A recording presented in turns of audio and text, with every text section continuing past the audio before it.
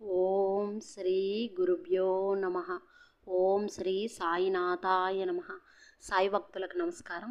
బాబావారి ఆశీర్వాదంతో అందరూ ఆరోగ్యంగా సంతోషంగా సుఖంగా ఉన్నారని అనుకుంటున్నాను. బాబావారి బ్లెస్సింగ్స్ అందరి మీద ఉండాలని మనస్ఫూర్తిగా కోరుకుంటున్నాను. శ్రీ సాయి సచ్చరిత్రం 42వ అధ్యయనంలో కథలు గురించి తెలుసుకుందాం. బాబా మహాసమాధి చెందుట ముందుగా సూచించుట అంటే బాబావారు మహాసమాధి చెందేది 1 సంవత్సరం ముందుగానే భక్తులకు తెలియచేశారు, కానీ అది ఎవరు కూడా తెలుసుకోలేకపోయారు. రెండవది, రామచంద్ర బాబా పాటీలు తాత్యాకోత్ పాటీలను చావుల నుండి బాబావారు తప్పించుట. మూడవది, లక్ష్మీబాయి షిండేకు దానము. నాలుగవది, చివరి దశ, లక్ష్మీబాయి షిండేకు బాబావారు 9 కాసులు ఇవ్వడం జరిగింది. అది ఇప్పటికి కూడా షిరడీలో భద్రంగా భద్రపరిచారనమాట. బాబావారి సమాధి మందిరానికి వెళ్ళే రూట్ కాకుండా పక్కన రూట్లో వెళ్తే వాళ్ళ హౌస్లో ఇప్పటికీ కూడా భద్రపరిచి ఉన్నారనమాట లక్ష్మీబాయికి ఇచ్చిన 9 కాసులు. ఈ అధ్యయనంలో బాబా తమ దేహమును చాలించిన వృత్తాంతము వర్ణింతుము. గత అధ్యయనంలో చెప్పిన లీలలు బాబా కృపయును కాంతిచే ఐహిక జీవితమందలి భయము నెటుల త్రోసివేయగలమో, మోక్షమునకు మార్గము నెట్లు తెలుసుకొనగలమో, మన కష్టములను సంతోషముగా నెట్లు మార్చగలమో చెప్పును. సద్గురువుని పాదార విందములను జ్ఞప్తి యుందుంచుకొనినచో మన కష్టములు నశించును, మరణము దాని నైజమును కోల్పోవును, ఐహిక దుఃఖములు నశించును. ఎవరైతే తమ క్షేమమును కోరెదరో వారు శ్రీ సాయి లీలలను జాగ్రత్తగా వినవలెను. అది వారి మనస్సును పావనం చేయును. ముందుగా సూచించుట. చదవరు లింతవరకు బాబా జీవిత కథలను వింటిరి. ఇప్పుడు వారు మహాసమాధిని ఎట్లు పొందెరో వినెదరుగాక. 1918 సెప్టెంబర్ 28వ తేదీ బాబాకు కొంచెం జ్వరం తగిలెను. జ్వరము 2-3 దినములుండెను. కానీ అటు తరువాత బాబా భోజనం మానెను. అందుచేత క్రమముగా బలహీనులైరి.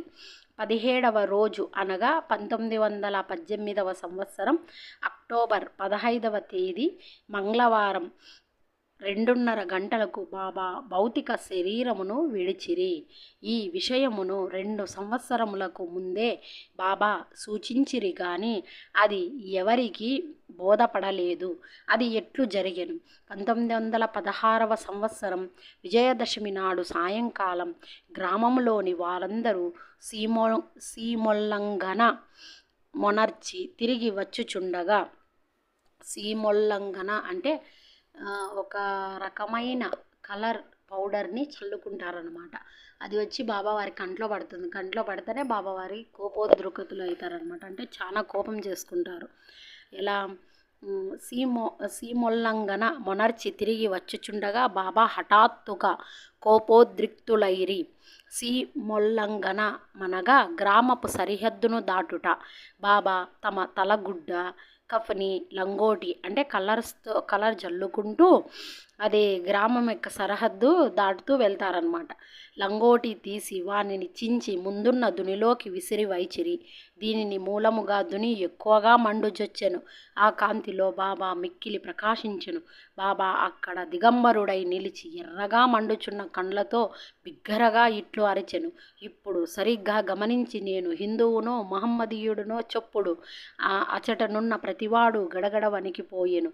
బాబా వద్దకు పోవుటకెవ్వరూ సాహసించలేకపోయిరి. కొంతసేపటికి బాగోజీ సిందే అంటే కుష్ఠిరోగి భక్తుడు, ఆయనకి కుష్ఠిరోగం వచ్చినప్పుడు షిరిడీకి వచ్చినప్పుడు బాబావారు ఆయన్ని చేరదీసి ఆ కుష్ఠిరోగాన్ని పోగొట్టింటాడు. కాబట్టి బాబావారు అంటే బాగోజీకి చాలా ఇష్టం. అదేవిధంగా బాగోజీ అన్నా కూడా బాబావారికి ఇష్టం. ఎందుకంటే అప్పుడే ఒక అధ్యయనంలో చెప్పాను, ఒక పసిపాపను కాపాడడానికి దునిలోకి చేతులు పెడతారు బాబావారు. అప్పుడు కాలుతాయి.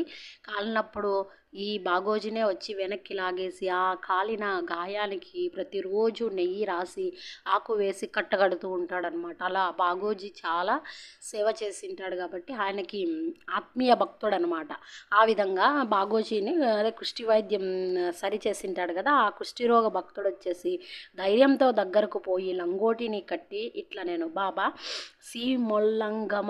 సీమొల్లంఘనము నాడు ఇదంతయు ఏమి, ఎందుకు ఇలా చేస్తున్నారు, మీ బట్టలన్నీ చింపేసి దునిలో వేశారు, నేను హిందువునా ముస్లింలా అని గట్టిగా బిగ్గరగా అరుస్తున్నారు, మీ కళ్ళు మండిపోతున్నాయి, ఇదంతా ఏంది, సీమోల్లంఘన చేస్తున్నప్పుడు ఇదంతా ఎందుకు చేస్తున్నారు బాబా అని అడిగాడు. ఈరోజు నా సీమోల్లంఘనము అనొచ్చు బాబా సటకాతో నేలపై కొట్టెను. బాబా రాత్రి 11 గంటల వరకు శాంతించలేదు. ఆ రాత్రి చావడి ఉత్సవం జరుగునో లేదో అని అందరూ సంశయించిరి. 1 గంట తరువాత బాబా మామూలు స్థితికి వచ్చెను. ఎప్పటి వలె దుస్తులు వేసుకుని చావడి ఉత్సవమునకు తయారయ్యను.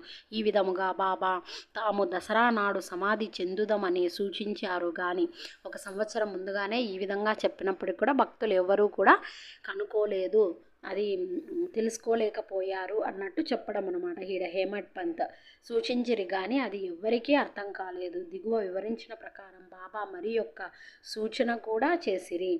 రామచంద్ర అనే వ్యక్తికి తాత్యా కోత్ పాటిల్కి మరణం తప్పించుట, వాళ్ళిద్దరు మరణం తప్పించి బాబావారు తన జీవితాన్ని చాలించాలని చెప్పేసి బాబావారు సమాధి చెందారు. ఇది జరిగిన కొంతకాలం పిమ్మట అంటే సీమోల్లంఘన జరిగిన తరువాత కొద్ది రోజుల తర్వాత రామచంద్ర పాటిల్ తీవ్రముగా జబ్బుపడెను. రామచంద్ర పాటిల్ కూడా బాబావారి భక్తుడే. తాత్యా కోత్ పాటిల్ వచ్చేసి బాబావారిని ఎప్పుడు మామ అనేవాడు అనమాట. భయాజీ బాయిని అక్క అనేవారు. భిక్షాటన చేస్తున్నప్పుడు ఆ భయాజీ బాయి వచ్చేసి ఆమె బాబావారిని తన తమ్ముడిగా భావించి భిక్ష సమర్పించేది. కాబట్టి తాత్య చిన్న వయసులో మామ అంటూ తిరిగేవాడనమాట. భయాజీ బాయిని అక్క అంటాడు కాబట్టి అక్క కొడుకు ఇక్కడ అల్లుడు అవుతాడు కాబట్టి ఆ అల్లుడు మామ అని పిలిచేవారు బాబాని. ఆ తాత్యాని ఏ విధంగా కాపాడారో చూద్దాం. అతడు ఫస్ట్ రామచంద్ర పాటిల్ని ఏ విధంగా కాపాడాడు. అతడు చాలా బాధపడాను. అతను తీవ్రంగా జబ్బుపడెను. ఎవరు? రామచంద్ర పాటిల్. అతను చాలా బాధపడాను. అన్ని ఔషధములు ఉపయోగించను కానీ అవి గుణమును ఇవ్వలేదు. నిరాశ చెంది చావుకు సిద్ధముగా నుండెను. ఒకనాడు నడిరేయి బాబా అతని దిండు వద్ద నిలిచెను. పాటిల్ బాబా పాదములు పట్టుకొని, నేను నా జీవితంపై ఆశ వదులుకున్నాను, నేనెప్పుడు మరణించేదనో దయచేసి చెప్పుడు అనెను. దాక్షిణ్యమూర్తి అగు బాబావారు వచ్చేసి ఆయన పడుకున్నప్పుడు దిండు దగ్గర కలలో అనమాట ఇదంతా కూడా. దిండు దగ్గరకు వచ్చి నిలబడితే పడుకున్న దగ్గరగా వచ్చి నిలబడితేనే రామచంద్ర పాటిల్ 2 చేతులు తీసుకొని ఆయన కాళ్ళు పట్టుకొని, నేను మరణించడానికి సిద్ధంగా ఉన్నాను, నేను ఎప్పుడు చనిపోతానో చెప్పు బాబా అని అంటే, నీ మరణ పత్రాన్ని నేను చించేశాను అని చెప్తాడు బాబా. నీ వాతుర పడవద్దు, నీ చావు చీటి తీసివేసి తిని త్వరలో బాగుపడేదవు. కానీ తాత్యా కోత్ పాటిల్ గురించి సంశయించుచున్నాను. నీవేమలేదు, నువ్వేమి ఇప్పుడేం చనిపోవు, కాబట్టి నువ్వు ఇంకా బతుకుతావు. ఇంకా నెక్స్ట్ తాత్యా కోత్ పాటిల్ చనిపోబోతున్నాడు అని రామచంద్ర పాటిల్కి చెప్తాడనమాట. గూర్చి సంశయించుచున్నానని బాబావారు అంటాడు. అతడు శకం సంవత్సరం 1840 1918వ విజయదశమి నాడు మరణించును. ఇది ఎవరికీ తెలియనీయకు, వానికి కూడా చెప్పవద్దు, చెప్పినచో మిక్కిలి భయపడును అనిరి. రామచంద్ర దాదా జబ్బు కుదిరెను కానీ అతడు తాత్యా గూర్చి సంశయించుచుండెను. రామచంద్ర దాదా యొక్క జబ్బేమో నయమైపోయింది కానీ ఇంకా బాబావారు చెప్పాడు కదా తాత్యా చనిపోతాడు విజయదశమి రోజుని, ఇంకా ఆ చింతన ఎక్కువ అయిపోతుంది అనమాట. కానీ అతడు తాత్యా గూర్చి సంశయించుచుండెను. ఏలన బాబా మాటకు తిరుగులేదు కనుక తాత్యా 2 సంవత్సరములలో మరణం చెందుననుకొనెను. 1916-17లో బాబావారు మహాసమాధి చెందుకు ముందే 1915 దీంట్లోనే తెలిపాడనమాట.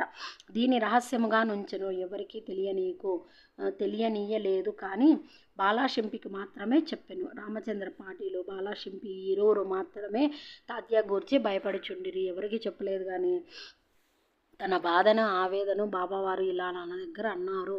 తాతయ్య తొందరగా 2 ఏళ్ళలో చనిపోబోతున్నాడు అని బాబావారు నాతో చెప్పాడు అని బాలాషింపితో తన బాధను పంచుకున్నాడనమాట. బాలాషింపిను రామచంద్ర దాదా వీళ్ళిద్దరూ తాతయ్య గురించి ఎక్కువ భయపడుతూ ఉండేరనమాట.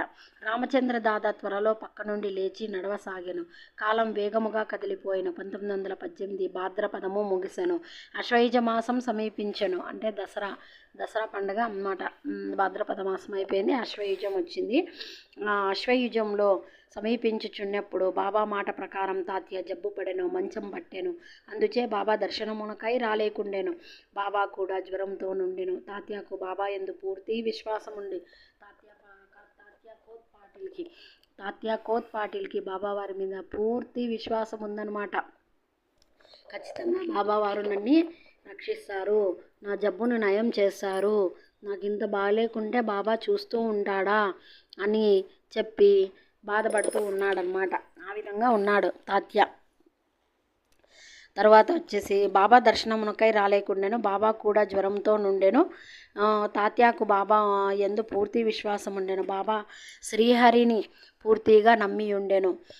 దైవమే వారి రక్షకుడు. తాతయ్య రోగము అధికమయ్యెను. అతడు కదలలేకపోయాను. ఎల్లప్పుడూ బాబానే స్మరించుచుండెను. బాబా పరిస్థితి కూడా క్షీణించెను. విజయదశమి సమీపించుచుండెను. రామచంద్ర దాదాయి బాలాషింపయి తాతయ్య గూర్చి మిగులు భయపడిరి. వారి శరీరములు వణకుజొచ్చెను. తాతయ్యకు చాలా బాగలేదు అనేసి రామచంద్ర దాదాను బాలాషింపి ఇద్దరు భయపడుతూ ఉండేవాళ్ళు అనమాట. శరీరం అంతయు చెమటలు పట్టెను. బాబా నుడివిడ ప్రకారం తాతయ్య చావు దగ్గరకు వచ్చననుకొనిరి. విజయదశమి రానే వచ్చెను. తాతయ్య నాడి బలహీనమయ్యెను. త్వరలో ప్రాణములు విడుచునని అనుకొనిరి. ఇంతలో గొప్ప వింత జరిగెను. తాతయ్య నిలిచెను. అతని మరణం తప్పెను. అతనికి బదులుగా బాబా దేహత్యాగం చేసెను. వారిలో వారు మరణం మార్చుకున్నట్టు కనిపించెను. బాబా తన ప్రాణమున తాతయ్య కోసం అర్పించనని జనులనుకొనిరి. బాబా ఎందుకిట్ల చేసెనో బాబాకే తెలియను. వారి కృత్యముల గోచరములు. ఈ విధముగా బాబా తమ సమాధిని సూచించిరి. తమ పేరుకు బదులు తాతయ్య పేరు తెలిపిరి. ఈ విధంగా బాబావారు ఆ విధంగా తాతయ్య కోటిల్ చనిపోతాడు అని చెప్పాడు, కానీ ఆ ప్లేస్లో బాబావారు వెళ్ళిపోయారనమాట. ఎందుకు ఇలా చేశారు అంటే బయాజీబాయి ఎప్పుడు ప్రేమతో తమ్ముడు అనేది, అదేవిధంగా బాబావారిని ఎప్పుడు తమ్ముడు అనేది ప్రేమగా ఆప్యాయంగా భక్తితో భోజనం సమర్పించేది. ఆమె వడ్డించిన అంటే బయాజీబాయి బాబావారి మీద ఉండే నమ్మకం ప్లస్ తాత్యాకి బాబావారి మీద ఉండే నమ్మకం ఒమ్ము కాకూడదనే ఆయన్నే నమ్ముకొని ఉన్నారు కాబట్టి ఆయన చావు సైతం తప్పించాడు. ఇది నిజం. ఆ రోజు ఆ బయాజీబాయి తమ్ముడు అని ప్రేమగా ఆప్యాయంగా భోజనం వడ్డించడం, ప్రేమగా చూసుకోవడం, ప్రేమగా భిక్ష సమర్పించడం ఇలా చేస్తూ ఉండేది. ఆ చిన్నపిల్లవాడు మామ అంటూ వెంట తిరిగేవాడు. ఆ విధంగా అంటే మసీదుకు వెళ్ళి ద్వారకామాయికి వెళ్ళి మామ అనేవాడు చిన్నప్పుడు. కాబట్టి ఆ రుణంని నేను తీర్చుకోవాలి. వీళ్ళ యొక్క అంటే భోజనం పెట్టారు, భిక్ష పెట్టారు. బయాజీయే బాయే కాదు, బాబావారు 5 ఇండ్లలో మించి భిక్ష తీసుకునేవారు కాదు. అలా ఎందుకు స్వీకరించేవారు? శివుని వలె మన యొక్క పాపాలను స్వీకరిస్తూ మన పాపాలను తొలగించడానికి. ఆ బాబావారు దక్షిణ అడిగినా కూడా భిక్ష అడిగినా కూడా దానికి అర్థం అదే. కాబట్టి ఈ విధంగా వాళ్ళ యొక్క నమ్మకాన్ని వమ్ము చేయకూడదు, భక్తిని ఇది చేయకూడదు అని చెప్పి భక్తిని నమ్మకాన్ని వమ్ము చేయకూడదు అనే ఉద్దేశంతో బాబావారు తాత్యాకి బదులు బాబావారు శరీరాన్ని వదిలారు. ఆ విధంగా బాబావారు మహాసమాధి చెందారు. ఒక భక్తుని కోసం తను వెళ్ళిపోవడం జరిగిందనమాట. అలా బాబావారు ఎంత కరుణామయులో కరుణమూర్తి అంటే ఆయన్ని నమ్ముకొని ఉన్నప్పుడు మన వెంటే ఉంటాడు, మనలోనే ఉంటాడు, మనల్ని ముందుకు నడిపిస్తాడు. ఇది నిజం. సాయి భక్తులు గమనించాలని కోరుకుంటున్నాను. మరుసటి ఉదయం అనగా అక్టోబర్ 16వ తేదీ పండరీపురంలో దాసగనకు బాబా స్వప్నమున సాక్షాత్కరించి ఇట్లనిరి. లేలే, మసీదు కూలిపోయినది. వర్తకులు నన్ను చాలా చికాకు పెట్టిరి కనుక ఆ స్థలమును విడిచిపెట్టాను. ఆ సంగతి ఈ సంగతి నీకు తెలియజేయుటకై వచ్చినాను అని చెప్పి దాసగనుని అంటాడనమాట. ఈ దాసగను వచ్చేసి ఇతను మిలిటరీలో పనిచేస్తూ ఉంటాడు. ఎప్పుడు బాబావారి దర్శనానికి వస్తాను అని అంటూ ఉంటాడు. కానీ ఎప్పుడు చూసినా ఒకసారి ఈ బందిపోటు దొంగను పట్టుకున్న తరువాత వస్తాను అని అనుకుంటా అంటాడనమాట. బందిపోటు దొంగను పట్టుకోవడానికి వెళ్తాడు దాసగును. ఆ దాసగను బందిపోటు దొంగను పట్టుకునేటప్పుడు సరిగ్గా ఆ బందిపోటు దొంగే వెనక నుండి గన్ పెట్టి కాలుస్తానని చెప్తాడనమాట. అప్పుడు బాబా అని గట్టిగా అరిస్తే అప్పుడు బాబావారు ఆయన్ని రక్షించుంటాడు. సో అప్పుడు వెంటనే వచ్చి దాసగను వచ్చి బాబావారిని దర్శనం చేసుకొని పోతాడనమాట. దాసగను కూడా ఒక భక్తుడు, ఆయన కల్లో కనిపించి లేలే మసీదు పడిపోయింది, నేను సమాధి చెందాను వచ్చి నన్ను దర్శించుకో అన్నట్టుగా చెప్పారు. వర్తకులు నన్ను చికాకు పెడుతూ ఉంటే ఆ స్థలం విడిచిపెట్టారు. ఈ సంగతి నీకు తెలియచేయటకే వచ్చినాను. వెంటనే ఇక్కడకు పొమ్ము, వెంటనే అక్కడకు పొమ్ము, నన్ను చాలినన్ని పుష్పములతో గప్పుము. షిరిడీ నుంచి వచ్చిన ఉత్తరం వలన కూడా దాసగునికి సంగతి తెలిపెను. షిరిడీ నుండి వచ్చిన ఉత్తరం ద్వారా బాబావారి మహాసమాధి చెందారు రండి అని కలలోనూ బాబావారు చెప్పారు. ఆయనకు ఉత్తరం ద్వారా కూడా విషయం అందింది. అతడు వెంటనే శిష్యులతో షిరిడీకి చేరెను. భజన కీర్తన ప్రారంభించెను. అదేవిధంగా ఈయన శిష్యులతో చేరి దేశం నలుమూలలా బాబావారి కీర్తిని గానిస్తూ అందరికీ చెప్పేవాడనమాట. ఈ దాసగను బాబాను సమాధి చేయుటకు ముందు రోజంతయు భగవత్నామస్మరణ చేసెను. భగవత్నామస్మరణ చేయుచు ఒక చక్కని పువ్వుల హారమును స్వయముగా గుచ్చి దాన్ని బాబా సమాధిపై వేసెను. బాబా పేరుతో అన్నదానం చేసెను. ఈ విధంగా బాబావారి మహాసమాధి చెందారు. ఈ ఘట్టం చాలా అద్భుతమైనది. అసలు చదువుతూ ఉంటే మనసుకు చెప్పలేని ఒక బాబావారు తన భక్తుల్ని ఎంత దగ్గరగా ఉండు, తన నమ్మిన వారిని వదిలిపెట్టకుండా వెన్నంటూ ఉంటేనే కాపాడుతున్నారు అనేది అర్థమవుతుంది. కాబట్టి సాయి భక్తులు దీన్ని గమనించి బాబావారిని భక్తితో నిష్టతో పూజ చేయాలని కోరుకుంటున్నాను. బాబావారు గురువు, సద్గురువు. మనకి ఇష్టమైతే ఆయన్ని పూజించాలి, లేదంటే లేదంతే తప్పితే ఖచ్చితంగా పూజ చేయాలి అని నేనైతే చెప్పను. ఎందుకంటే he is guru, he is Sadhguru. మన నమ్మకం మీదే ఏదైనా ఆధారపడి ఉంటుంది అంతే. బాబావారి గురించి ఎన్నెన్నో వేరే కొంతమంది మంచిగా చెప్పచ్చు, కొంతమంది చెడుగా చెప్పచ్చు. కానీ వాటన్నిటినీ ఏది పట్టించుకోవద్దండి. నిజంగా ఆయన గురువు, ఆయన భగవత్ స్వరూపము. కాబట్టి భగవంతుడికి భక్తుడికి మధ్యలో వారధి గురువు. కాబట్టి ఈ గురువు ద్వారా ఎన్నో విషయాలు మనం తెలుసుకోవచ్చు. ఆయన జీవితంలో ఆయన అన్నీ కూడా ఆచరించి చూపాడు, మంచే చెప్పాడు, మంచినే బోధించాడు, మంచిగానే ఉన్నాడు, ప్రేమపూర్వకంగానే ఉన్నాడు. ఆయనకి వచ్చిన దక్షిణ అయితే ఏదైనా సరే ఎప్పటికప్పుడు ఖర్చు పెట్టేసేవారు అనమాట. డబ్బుని ఎప్పుడు దాచుకునేవారు కాదు బాబావారు. సాయి భక్తులు బాబావారు ఎప్పుడూ ప్రతి ఒక్కరిని 2 నియమాలు కోరుతాడు. ఒకటి శ్రద్ధ, సబూరి. శ్రద్ధ అంటే ఓర్పు, సబూరి అంటే నమ్మకం. ఓర్పుతో కూడినటువంటి నమ్మకంతో ఆయన్ని మనం పూజ చేసినట్టయితే ఆయన ఎప్పుడూ మన వెంటే ఉంటాడు. ఇది నిజం. సాయి భక్తులు తెలుసుకోవాలని కోరుకుంటున్నాను. నా వీడియోస్ మీకు నచ్చినట్టయితే లైక్ చేయండి, షేర్ చేయండి, సబ్స్క్రైబ్ చేయండి. Thanks for watching my video.